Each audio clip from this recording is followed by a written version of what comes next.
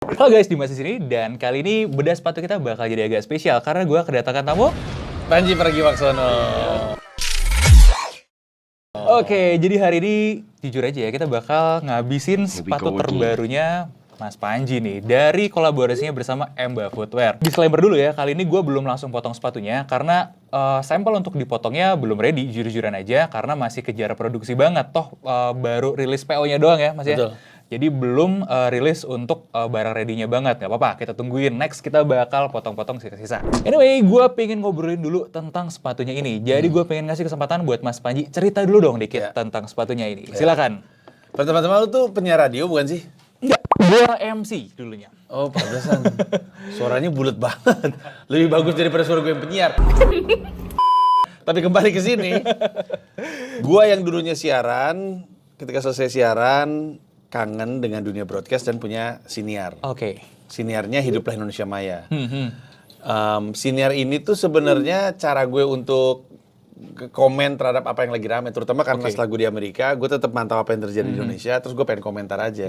Jadi podcastnya atau siniar tersebut adalah podcast komentar sosial. Pokoknya apapun yang lagi rame gue bahas. Nah, dijalanin sampai akhirnya 500 episode.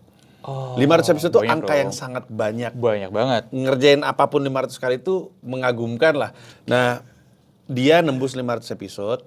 Terus gue lagi berpikir, ketika menuju 500 episode, gue bilang, ini tuh harus ada perayaannya. Dan gue pengen produk digital, siniar sebagai sesuatu yang digital tuh melahirkan sesuatu yang orang bisa pegang gitu. Pada saat yang bersamaan, gue terima DM dari Footwear Emba. Oke. Mereka nawarin kolaborasi. Gue pikir pas banget timingnya. Dihubungin sama tim gua dan lewat proses yang panjang jadilah sepatu footwear Emba. Gue nyebutnya namanya HIM 500. Jadi Hidup Indonesia Maya 500. Ada dalam rangka 500 episode hanya ada 500 pasang, harganya 500.000. Oke, limited ya. 500.000 itu hitungannya limited ya? Enggak 500 pasang kan? 500 Ya pasang. limited lumayan lah. Iya. Oke, dijualnya berapa? 500.000, tapi itu belum termasuk ongkir dan biaya aplikasi gitu deh. Oke Kan lah. dijualnya di aplikasi Tip-Tip. Sampai sekarang masih bisa di PO di aplikasi Tip-Tip. Terus ketika barangnya ready nanti akan dikirimin. Oke. Pertanyaan selanjutnya, desainnya siapa yang mikirin? Gue tuh punya desainer pribadi namanya Randy. Dia adalah yang bikin KV untuk HIM-nya juga. Jadi waktu itu gue mutusin untuk seriusin setelah 1 tahun jalan Hidup Indonesia Maya. Gue bilang gue pengen seriusin, pengen punya logo yang proper, pengen ngembangin IP-nya yang oke. Terus gue bikin lomba desain logo HIM. Nah logo ini logonya yang akhirnya kepilih. Ini tuh filosofinya tuh bukan cuma H, I, dan M, tapi itu juga dari spray paint gitu.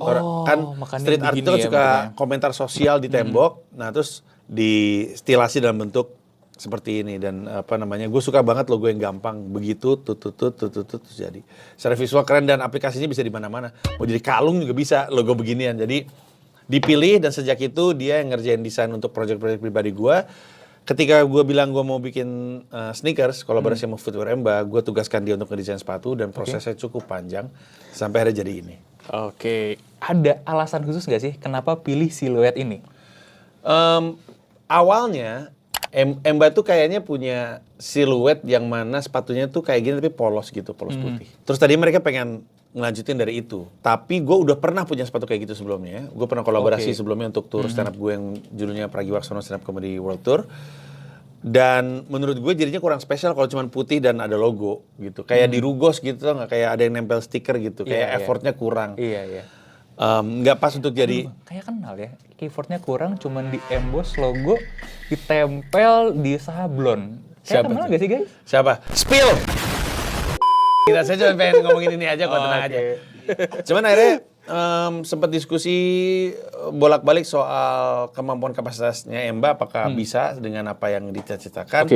Terus akhirnya tercapai komitmen itu untuk coba bikin kayak, mereka mau bikin kayak mold baru atau apa gitulah. Iya. Bikin lasting baru mungkin, pattern baru lasting, kali ya. Intinya untuk mengakomodir desain yang gue pilih. Nah terus udah gitu, yang tadinya desainnya cuma flat doang, terus cuma kayak naruh logo di sini, akhirnya baru mulai main panel coloring gitu. Karena gue waktu itu dapat feedback, ya kan sepatu desain gitu-gitu aja. Kata gue, lah kita semua ngelihat sepatu bisa jadi kayak apa gitu. At least bisa main bener. color paneling gitu. Yes, betul. Terus ya udah akhirnya dieksplorasi dan ketemulah desain ini yang akhirnya gue pilih. Emang ada planning nggak sih dari similarities sama desain yang lagi in lah sekarang? Sepatu yang terkenal banget ya, to the point aja sih memang gue pribadi ya langsung inget sama Nike Dunk. Iya. Dan Panda terutama yang juga hitam putih. Iya. Waktu gue pilih, sejujurnya ya, waktu gue pilih, ini tuh kayak kalau Dunk Panda kan panelnya kan hitam putih, kan gini ya, hitam putih, gitu kan. Waktu gue liat ini, gue ngeliatnya tuh, mata gue tuh ngeliatnya ini hitam, ini putih, ini huruf E. Ngerti maksud gue? Oh iya, ngerti. Jadi gue nggak langsung terasosiasi sama Dunk Panda, tapi ketika waktu itu gue pernah naik ke, kan gue kan tinggal di New York sekarang, waktu itu gue pakai sepatu ini, terus gue lagi ngerekam pakai handphone gue, di depan gue ada 2 orang pakai Nike Dunk Panda, terus gue bilang emang mirip sih, lagi pikir-pikir. Dan sebenarnya ada banyak desain-desain yang menarik buat gue, cuman palet gue terhadap desain, gue rasa nggak sama seperti palet orang secara umum, ngerti maksud gue? Ngerti. Gue cenderung suka yang nggak lazim, tapi orang mungkin nggak kayak gue. Jadi waktu itu gue pilih aja menurut gue akan banyak disukain orang karena 500 pasang sepatu itu cukup banyak dari sudut pandang gue ya. Jadi gue pilih yang aman dan gue nggak punya Nike Dunk Panda, gue nggak suka beli Jordan Low. Dikasih saya terima, tapi gue nggak pernah beli Jordan 1 Low. Jadi gue nggak punya yang kayak gini bentuknya di rumah gue, di rak gue. Jadi ya udah gue pilih aja kayak gini. Udah. Jadilah. Kita bandingin sama Dunk boleh? Boleh dengan senang hati. Kita udah bawa nih Dunknya. Jadi kalau gue ngebahas itu Bang, langsung gue akan cerita ini siluet dan lain sebagainya. Karena ketika kita ngomongin desain, ya kita udah ngomongin panelnya juga nih. Dan market di Indonesia tuh sensitif banget sama yang namanya mirip-miripan. Mungkin kayak karena mayoritas brand lokal sekarang melakukan itu mirip-miripin sama brand asing. Kita sih kalau dari orang marketing ngerti kan kenapa. Ya untuk similarities memudahkan penjualan. Orang lebih gampang gitu terimanya. Nah, tapi itu juga jadi pedang bermata dua lah. Orang ada yang suka, ada yang enggak gitu ya. Nah kita bandingin aja nih siluetnya. Panel per panel beda, emang ada bedanya. Ini mungkin bisa dibantu liatin ya. Bener sih, kalau diklaim beda, ya kayak gini nih. Dunk itu satu panel ini ya, depan di sini, kalau ini enggak, dia berhenti sampai di sini. Iya, 2. Ya, dia kemudian tapi kayaknya lebih ke kemampuan produksi sih ya? Atau enggak? Enggak, emang keputusan desain aja? Bisa, keputusan desain. Gak masalah. Breadth-nya sih yang sebenarnya ngingetin banget sama penempatan ini ya, kalau kita perhatiin. Dia menurun di sini, di sini nurun, lalu gue taruh di tengah.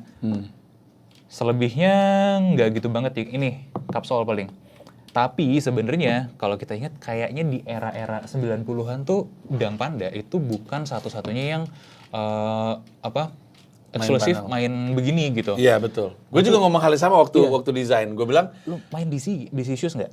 DC Shoes. Ya, main nggak sih? Kayaknya seingat gue ya sepatu skate-nya tuh ada yang mendekati ini di zaman tahun 90-an dulu. Sebenarnya Bathing Ape juga waktu itu sepatunya kan bener, main color paneling juga. Tapi bedanya Babe Star waktu itu dituntut sama Nike jatuh sih.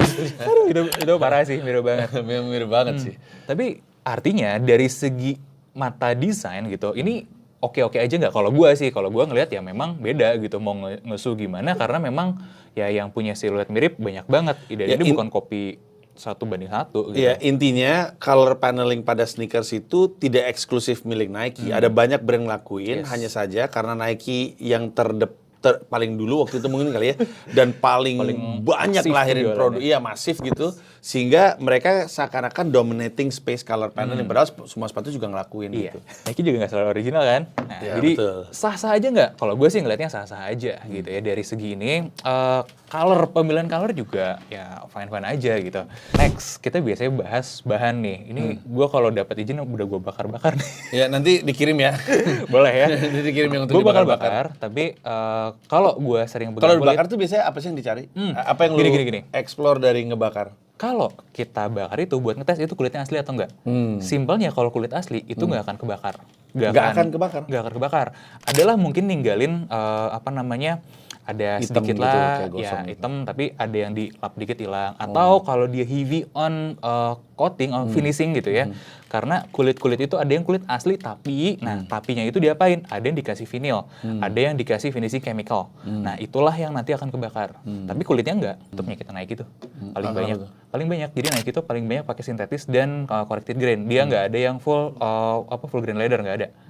Hampir nggak ada ya. Ada nggak sih? Kayaknya ada deh 1-2 yang barang kantor kita. Ini nggak ini corrected. Mungkin yang high end gitu ya produk-produk. Ya, ada lah 1-2 tapi jarang banget. Tapi mereka ngaku bahwa mereka sintetis atau mereka nggak ngaku itu sintetis terus pada akhirnya ketahuan ternyata? Mereka cuma klaim leather, kalau nggak genuine leather. Dan ketika di dunia persepatuan gini ya, at least di Indonesia lah, ketika kita klaim genuine leather itu tuh artinya bisa banyak banget. Oh gitu. Karena ngomong genuine leather aja bisa beragam makna ya. Kalau di standar luar nih ya, ngomongin genuine leather itu cuman satu itu doang.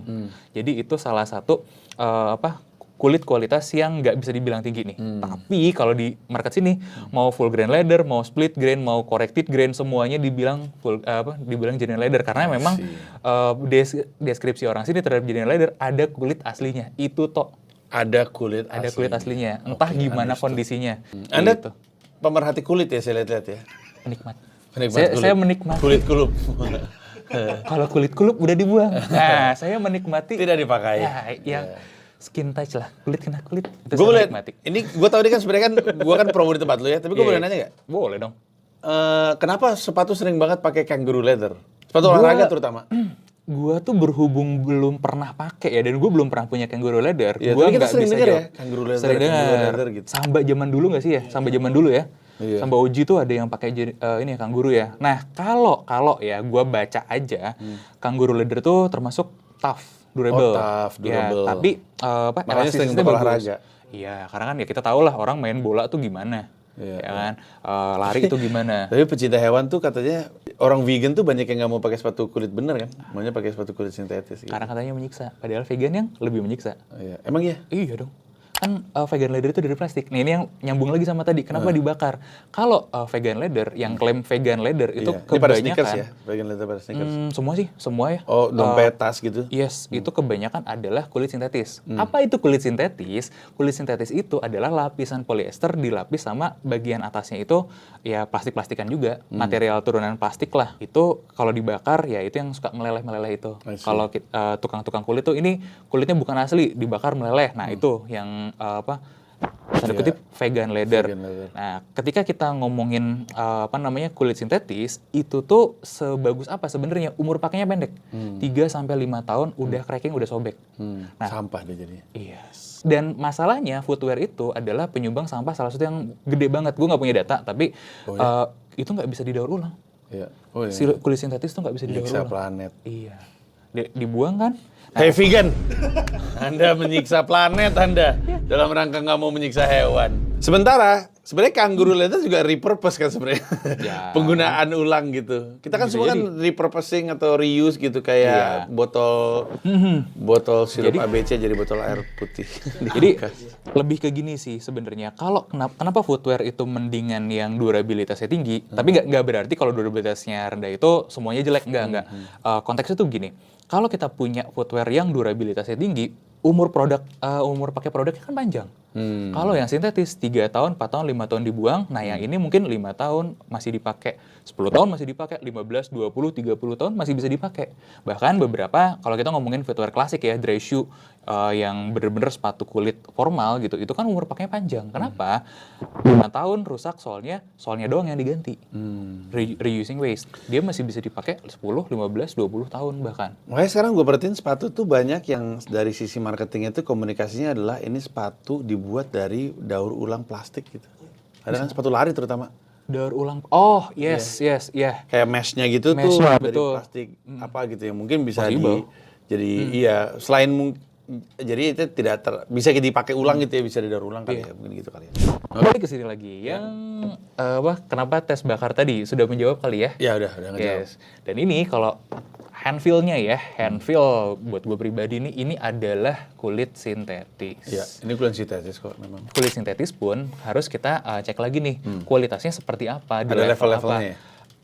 Kurang lebihnya ada. Jadi gue jujur nggak ahli di kulit sintetis. Ya. Gue bingung loh, karena kulit sintetis sekarang tuh range-nya gila banget. Dari yang 50 ribuan sampai berapa puluh ribu nggak tahu deh. Per meter persegi kalau kulit sintetis biasanya. Kalau kulit beneran biasanya berapa? Kalau kulit sintetis termurahnya 50 ribu? Kulit asli ya. Kulit asli full grain leather itu 100 something. Jauh 100 ya? lumayan 2-3 dan kalau yang benar-benar berkualitas itu bisa beberapa juta per square feet. Wow. Contoh Shell Cordovan. Cari deh. Per square feet jauh square banget feet ya. Ada yang 50.000 per square feet. Ya. Tapi itu tough si Shell Cordovan itu contoh ada museumnya karena dibikin dari zaman kerajaan Islam di Andalusia. Lo kebayang nggak udah berapa ratus tahun? Gokil. Itu masih ada barangnya sampai sekarang. Berapa ratus tahun tuh berarti toughnya, durable-nya si kulit itu. Wow. Si Shell Cordovan itu aslinya dari Andalusia. Tapi kita juga harus tahu ada market orang-orang yang butuh sepatu terjangkau. Orang siapa itu ya? Memang yang income-nya atau memang kebutuhan-kebutuhan tertentunya. It's okay nggak? Ya it's okay. Tapi dengan syarat, lu mau ngapain, mau beli berapa banyak, dan mau nyampah seberapa banyak. Itu aja.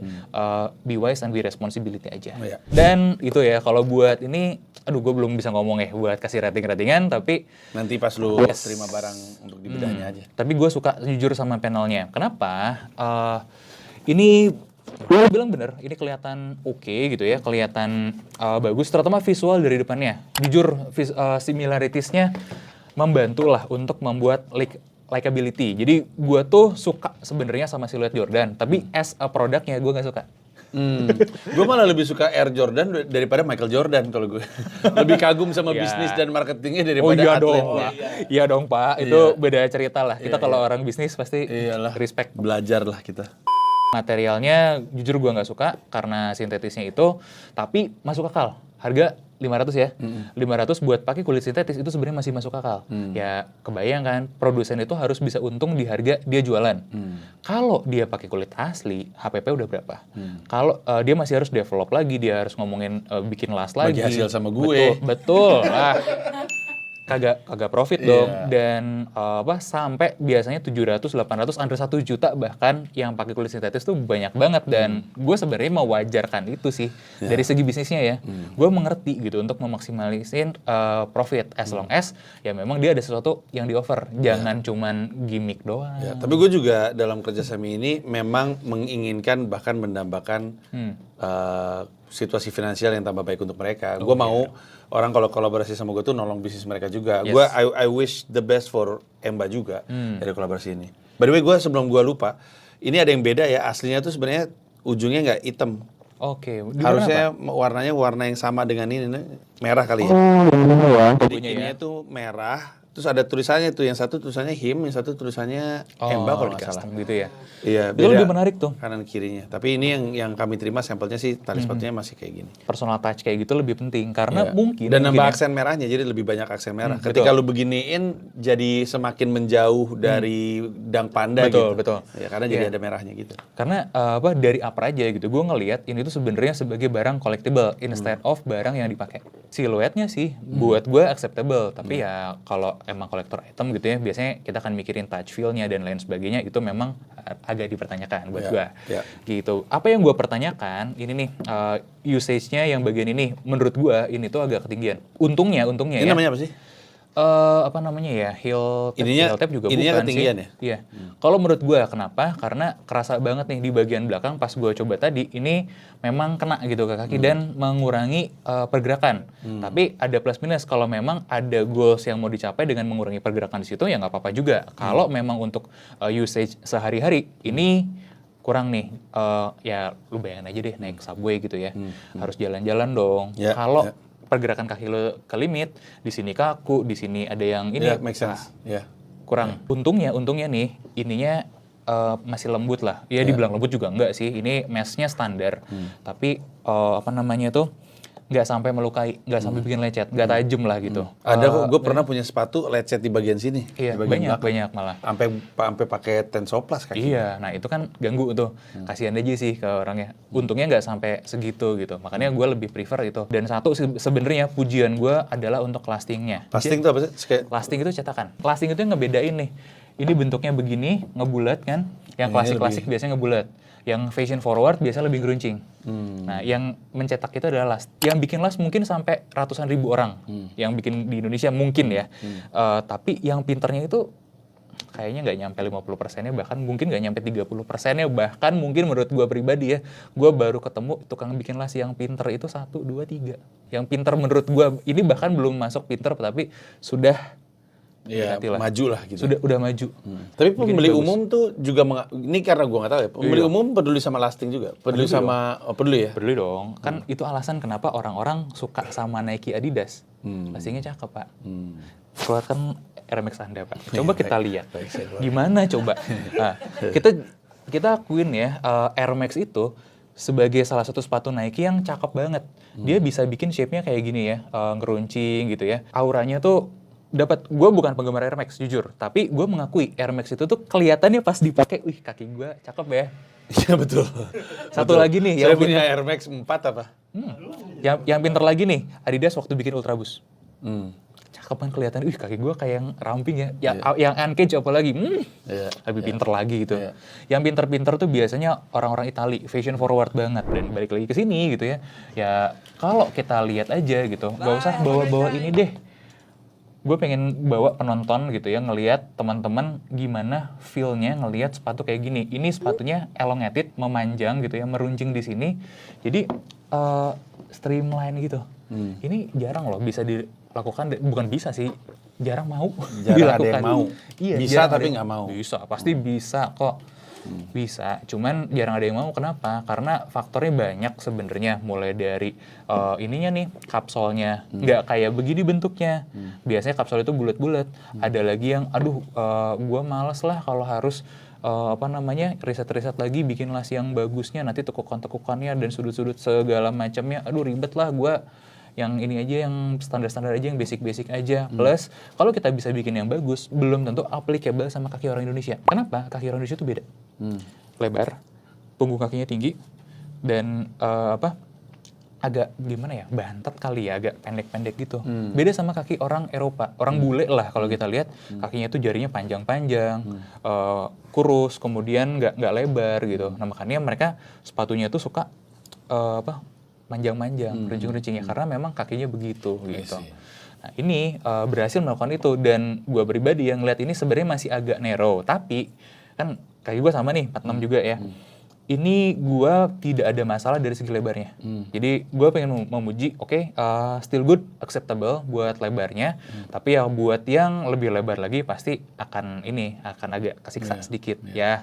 Sedikit yang dikorbankan. Jebrak gitu, kakinya ngejebrak gitu ya? Yes, yang jebrak, yang lebih jebrak. Gue lumayan lah ya, agak lumayan jebrak. Tapi buat yang jebrak banget, harus dikorbankan di sininya. Gue tuh kalau pakai sepatu ya, kan gue pakai 46-47. Kalau gue pakai 46 ininya pas, tapi ininya kadang-kadang suka sakit. Tapi kalau gue pakai 47, ininya enak, tapi ini suka kepanjangan. Yes, itulah yang terjadi. Kalau kita pakai sepatu dengan kaki-kaki orang Eropa. Pujian gue sih, ini pinter dia bikin yang elongate ini yang panjang. Mungkin ya gue berpikir kalau dia mau ngembangin lagi sedikit yang bisa lebih lebar, gila, lebih cakep lagi. Mungkin dia harus belajar sama orang Itali nih. Orang Itali juga dia bikin lebar-lebar loh. Nanti gue telepon Filippo Inzaghi. Dia orang Itali sih. Dan satu lagi nih, satu yang tidak pernah dilakukan orang Indonesia ketika kita ngomongin las dan ini ya, udah ngomongin soal ya. Itu kalau orang Itali yang sering nih bikin meruncing-runcing kayak gini, dia bisa bikin kayak begini. Ini sama ini nggak lurus, dia miring. Oh iya ya? Iya. Kan kaki manusia juga sebenarnya nggak titik lurus gini. Coba deh. Jadi yang ditekuk itu sedikit kelingking di sini, tapi jempol nggak ketekuk. Kalau ini ya diakomodir sih sebenarnya semuanya, tapi ada biasanya yang terjadi itu di sini, ketekuk jempol itu ketekuk, kelingking ketekuk juga. Tapi kurang lebih kayak begitulah pinter-pinterannya beberapa orang Eropa. Bukan membagus-bagusin mereka ya, faktanya memang kan kita ada ke situ. Harus ada yang dituju dan diburu sih. Betul. Jadi ini mungkin belum sekian persen lah nyampe sana, tapi udah good job gitu melakukan. Wah, kalau gua ngelihat ini kayaknya Emba keluar dari zona nyaman banget sih waktu bikin sepatu ini. Keluar bener, orang gua marahin. Habis ya. Bukan marahin, gua mendorong supaya terjadi produk yang oke gitu. Karena ya itu, gue ngelihat lu juga nggak pengen yang lasnya jelek. Oh ini BTW, lasnya kalau gue lihat agak mirip Air Max nih. Agak mirip Air Max, lastingnya Air Max. Ini, wah, PR banget sih emang kalau buat produsen Indonesia rata-rata buat bisa menyesuaikan ini. Kenapa? Masalah satunya lagi selain bentuk adalah kapsul. Kapsulnya kagak ada, Bang. Kapsul itu apa sih? Kapsul ini kayak begini. Kagak ada maksudnya apa? Nih, soal ini, ini tuh namanya kapsul. Kenapa cup? Karena kayak cup. Jadi ini alas, ada pinggir-pinggir dinding pinggirannya. Nah, itu kapsol yang kayak begini bukan nggak ada ya, ada pasti, tapi nggak banyak yang punya dan yang bikin. Ini kayaknya mereka develop sendiri, makanya ini harus gue akuin masih agak rough ya. Tapi kayaknya mereka punya molding sendiri, bikin kayak begini. Biar apa? Biar akomodatif yang ini yang panjang, yang elongated. Jadi ketika mereka bikin lasting kayak gini harus disesuaikan dengan karena kapsul gitu ya? kapsul itu juga akan menyesuaikan. Dia punya lasting yang panjang, kapsulnya bulat ya tetap aja nanti berubah. Ini pun berubah tuh kalau kita perhatiin ya. Detail di sini si kapsulnya itu tuh ini kalau beneran kapsulnya kayak yang ini yang manjang, dia pasti akan lebih kecil di sini nih. Tapi ini enggak, ini masih bulat. Nih contoh gue kasih lah yang bikin kapsul memanjang ini nih. Nih, ini kapsulnya tuh beneran sama, memanjang sama bagian atasnya. Bener-bener ngikutin banget. Tapi nggak apa-apa lah, gue appreciate dia mau bener-bener keluar dari zona nyaman. Harapan gue sih sebenarnya ya, ketika suatu brand keluar dari zona nyaman, dia mau riset ini itu, ya gue kemarin gagalnya ini, gue belajar dong, besok gue improve dong, meskipun cuma 1%. Itu kejadian Pak sekarang, banyak brand lokal udah kayak gitu. Dia mungkin baru startnya 5 tahun yang lalu, riset, gue improve deh 1%, 5%, 10%, sedikit meledak. Sekarang tahun ini, brand lari terutama tuh brand lari lokal gila. Gue waktu itu pernah posting soal sepatu lari, itu banyak banget yang rekomend sepatu lari lokal ya. Wah ngeri Pak, sepatu lari lokal lagi sekarang. pada ini ya, agresif gitu. Banget ngejar Nike Adidas. Ya belum ya kalau sampai titik sana ya. Ya, tapi ambisinya boleh lah diapresiasi ya. Boleh dong. Jadi kesimpulan gue terhadap satu sepatu ini ya. Sepatu ini Emba keluar banget dari zona nyamannya. Ada beberapa hal good job, lastingnya gue suka, material masih enggak. Kapsolnya menarik, tapi pemilihan material juga enggak karena dia pakai TPR kaku. Iya. Kerasa kok kalau dipakai jalan. Kenapa ya gue selalu bilang kayak nggak tahu ya orang pada pakai Jordan 1 atau enggak. Jordan 1 kan juga sebenarnya kan keren di gaya, tapi kalau misalnya lu pakai itu sebenarnya agak sakit gitu ya, keras gitu. Sama ini kayak juga. Tapi di sisi lain kayak lebih keras. Kenapa? Karena TPR-nya dia lebih kaku. Lebih kaku, terus kapsul dalamannya lebih berasa di dalam, empuk soalnya lumayan ngebantu tapi nggak ngeredam 100%. Kayak gitu. Nah, makanya pertanyaannya, jadi sebenarnya untuk apa? Untuk siapa sepatu ini? Sebenarnya sih dia pertama kali didesain untuk mereka yang mengikuti siniar ini. Gue tuh ngebayanginnya karena cuma ada 500 ya. Setiap kali gue ketemu siapapun yang pakai itu, gue anjing dari satu planet itu, lu tuh 1 dari 500 buat gue gitu. Jadi kalau ada orang yang sampai beli ini yang cuma 500 itu, gue anggap spesial gitu. Karena lu mesti ngebayangin, capek lo bikin 500 episode. Iya. Capek banget loh. Untuk orang kemudian bilang, gue dengerin itu 500 episode, ini buktinya, itu kan cara gue apresiasi sih. Karena ada banyak momen-momen indah di 500 episode tersebut. Ada momen-momen lucu, ada banyak momen-momen memorable, gue ada nangis di beneran waktu gue ngomongin Glenn meninggal. Jadi ini didesain sebagai perayaan untuk mereka yang berproses sama gue. Tapi pada saat yang bersamaan, kalau emang lu juga pengen punya sepatu, lu ngerasanya keren dalam menggunakan sepatu tersebut, terus kemudian buat lu ini masih terjangkau, udah masuk akal, ya ini juga sepatu untuk lu, untuk siapapun lah yang ngerasa ini oke gitu. Gue sebenarnya udah punya kesimpulan tentang sepatu ini, tapi gak valid dong kalau belum kita potong-potong. Kayaknya next kita harus potong-potong nih. Silakan, mau potong, mau dibakar, dibanting, terserah. Di mobil boleh? Ya, boleh kita lihat kemampuannya seperti apa. Dan buat orang yang memang tertarik nih buat beli sepatu ini, gimana? Harus kemana Bang? Silakan ke aplikasi namanya Tip, itu TIP, Tip, itu masuk aja ke sana, cari aja ya HIM 500 atau Hidup Indonesia Maya, nanti akan keluar pilihannya. Harganya Rp500.000, belum termasuk ongkir sama biaya aplikasi. Hanya ada 500 pasang dalam rangka 500 episode siniar Hiduplah Indonesia Maya. Oke, terima kasih Bang Panji. Gue yang terima kasih banyak. Sudah dibahas dengan begitu detail. Oke guys, itu dia HIM 500 dari Panji Pragiwaksono. Kita sangat tertarik sekali buat bahas lebih lanjut lagi. Jadi jangan lupa like, komen, dan subscribe buat nunggu konten kita selanjutnya. Dan menurut kalian kita harus ngapain lagi nih sama sepatu ini? Coba komen di bawah.